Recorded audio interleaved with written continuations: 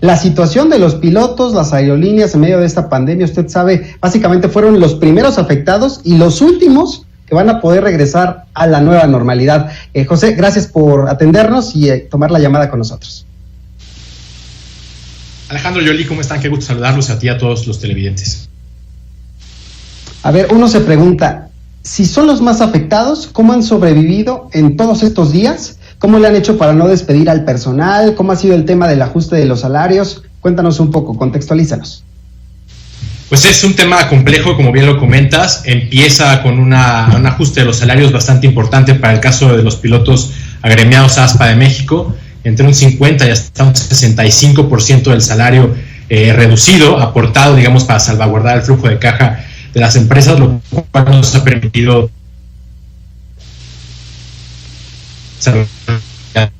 aunado además a los vuelos que sabes que se están haciendo hasta 80, vamos con 85 vuelos de carga que se han realizado entre China y la República Mexicana, lo cual están haciendo nuestros pilotos de manera muy activa.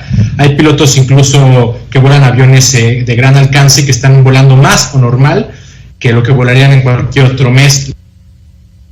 Los que tienen más recursos, un poco menos, pero lo principal ha sido la aportación que dimos en cuanto al salario de hasta el 65%, Alejandro. Yoli. Capitán, le saluda Joely Ramírez, como siempre un gustazo saludarte, pero cuéntanos un poquito, porque es la reducción de salario, pero pues también evidentemente cuando no están volando, pues no tienen viáticos, otras prestaciones, también se empiezan a vencer muchos permisos, muchas capacitaciones que tienen que dar, muchos papeles, porque todos los pilotos, los sobrecargos, pues tienen un documento que acredita que se están capacitando continuamente. La actualización de todos estos documentos, ¿cómo se puede hacer cuando todas las instituciones del país están cerradas por la pandemia? ¿Cuáles son las facilidades que se están otorgando en México, pero también en otros países como China, como Estados Unidos, cuando uno llega con un papel que ya está vencido? Claro, lo importante de esto es que la Dirección General, bueno, ahora la Agencia Federal de Aviación Civil en México, alineado con la Organización con la Organización de las Naciones Unidas, están dando una prórroga de hasta 60 o 90 días a todos los permisos, licencias, incluso al examen médico en operación que nos realizamos tiene una prórroga. Entonces es así que se está permitiendo que se vuele con algunos documentos entre comillas vencidos hasta 3 meses para justamente evitar la descalificación. Como dices tú, hay muy pocos vuelos para poder seguir volando. Capitán, ahorita estábamos hablando justamente de estas nuevas disposiciones para los pasajeros para que puedan volar, entre ellas dejar un asiento, el del medio, ¿no? Va a quedar libre básicamente. Esto va a implicar un costo para las empresas, obviamente se va a traducir en pérdidas. ¿En cuánto estiman que caiga el crecimiento de este sector con estas nuevas medidas? Bueno, en este momento la reducción, hay que decirlo, de los vuelos es del 85-90%, un poco más para algunas aerolíneas, lamentablemente, en México, y el factor de ocupación es relativamente arriba de la mitad, un 63%. Entonces, ahorita no hay un problema real en dejar el asiento en medio libre. El problema va a ser cuando la demanda se empieza a recuperar. Dejar un asiento libre, estás realmente, para algunos tipos de aviones, perdiendo un tercio, quizás hasta la mitad, un poco menos de la capacidad, y eso va a repercutir en el costo del boleto. La IATA ha dicho que no es recomendable, no es una práctica que se recomienda, al menos para la industria aérea, porque entonces, para poder rescatar esta industria, necesitamos también que se baje un poco el costo del boleto para que los pasajeros empiecen a viajar nuevamente. Hemos visto promociones muy agresivas por parte de todas las aerolíneas, pero es una antítesis dejar asientos vacíos en este momento, aunque ahorita en este momento la capacidad y el factor de ocupación lo está permitiendo muy adecuadamente. Oye, pero sí es negocio para las aerolíneas porque no todas pueden llevar carga, ¿no?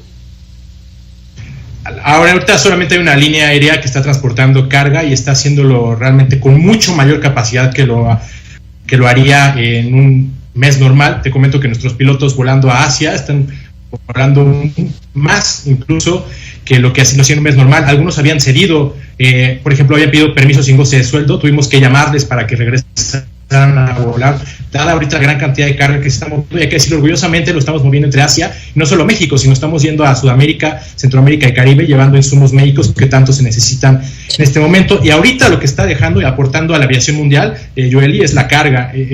se necesitan tantos aviones, que los aviones de pasajeros en muchas partes del mundo se están utilizando, pero como bien dice, solamente una línea aérea en México puede hacer estas operaciones por sus características, y todas las demás líneas aéreas están realmente pasando un momento de crisis muy importante, muy grave en el sector aeronáutico, que tendremos que ver cómo se va configurando el sector, que seguramente habrá una disminución en capacidad al menos por los siguientes 18 meses.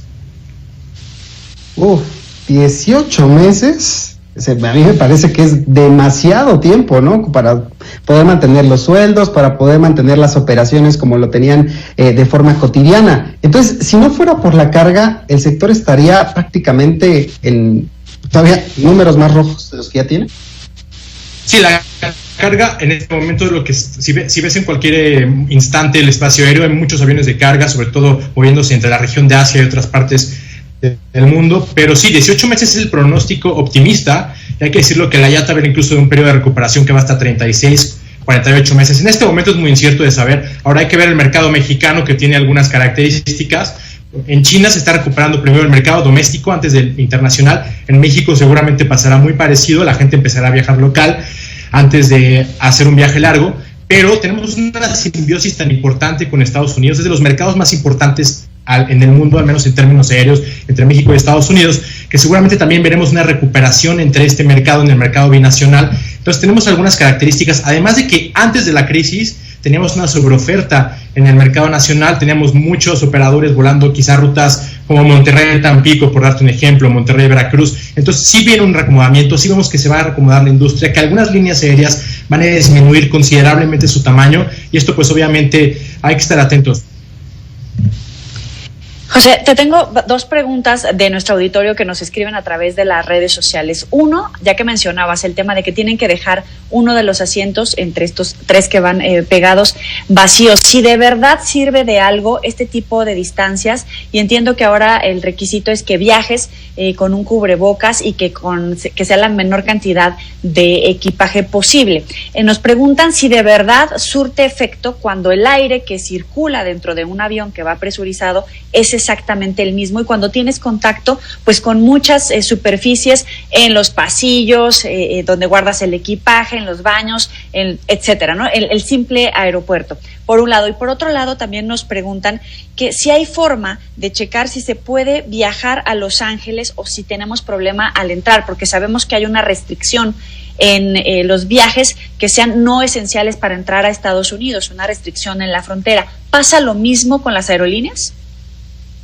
Bueno, contestando la primera pregunta, que es una gran pregunta, hay que decirlo, los aviones no está circulando el mismo aire todo el tiempo, prácticamente se está limpiando constantemente el aire. El riesgo de infección o de contagio de cualquier enfermedad en una aeronave es muy bajo, toda vez que el aire se extrae de abajo. Los virus tienden a bajar por gravedad, entonces los extractores están en la parte inferior de la cabina, se filtra antes de que se vuelva a poner en circulación por la parte superior, pero con unos filtros de muy alta eficiencia del 99%. Además, los motores vienen ingresando aire de la atmósfera, ya presurizado por supuesto, entonces el aire se está constantemente recirculando. El riesgo de infección o de contagio es el mismo que tendrías en algún lugar, en cualquier súper o banco, con una persona, digamos, una fila adelante o atrás de ti, sin importar si está en el asiento en medio o en el del pasillo. Esto es importante decirlo. Una persona que esté adelante de ti realmente sería el mismo riesgo, pero ya dos filas hacia adelante, el riesgo es mucho menor. Entonces no quiere decir que una persona contagiada vaya a contagiar a toda la aeronave. Esto es absolutamente falso. De hecho, el sistema de filtrado es muy parecido al que se tiene en los quirófanos. Son los filtros EPAC, son los mismos que se utilizan. Entonces, en ese lado yo creo que hay que estar seguros, pero sí guardar las medidas. Como dices tú, tenemos contacto con tantas superficies que hay que guardar las medidas sanitarias que guardaríamos en cualquier lado, como no tocarse la cara. En cuanto a la segunda pregunta, sí, cuando llegas tú a un aeropuerto internacional, la primera pregunta seguramente de la gente de migración será ¿a qué vienes? Y si es un viaje que se considera no esencial, realmente podrías tener problemas migratorios, toda vez que si vas a hacer un viaje esencial por cuestiones de trabajo, médicas, etcétera, de comercio, pues se considera un viaje esencial y no habría ningún problema, o no debería de haberlo. Oye, José, me gustaría entonces preguntarte, nada más para puntualizar, lo que ustedes prevén es que haya un reacomodo en las rutas que beneficie a todas las empresas para que de esta manera no quiebren. Nosotros en este momento no vemos que alguna aerolínea, y tampoco lo decíamos, es importante decirlo, vaya a desaparecer en la República Mexicana, pero sí se está viendo que hay empresas que llegaron a una situación mucho más endeble financieramente a esta crisis, que obviamente no fue una crisis no anunciada, lo cual lo hace muy difícil. No se vio venir realmente, aunque dio inicio en el continente asiático por ahí de diciembre. La República Mexicana realmente la empezamos a sentir hasta principios de febrero, la primera quincena, pero fue súbita, fue por ahí del 13 de marzo. Entonces, en la posición en la que llegaron en ese momento las líneas aéreas es lo que determinará su futuro. No vemos que vaya a desaparecer alguna aerolínea, pero la disminución del tamaño prácticamente es un hecho porque no hay demanda. Muchas aerolíneas están regresando aviones porque lamentablemente no se van a necesitar. Hay que decirlo, el pronóstico a 20 años sigue siendo positivo, sigue siendo una demanda de prácticamente 2.700 aviones para la región de América Latina. Sin embargo, habrá que sortear esta crisis que va a recuperarse entre 18 hasta quizá 3-4 años. Te agradecemos estar con nosotros, como siempre, José Suárez, vocero de ASPA. Muchísimas gracias por estar en Mega Noticias TVC. Yo, Alex, qué gusto saludarlos como siempre.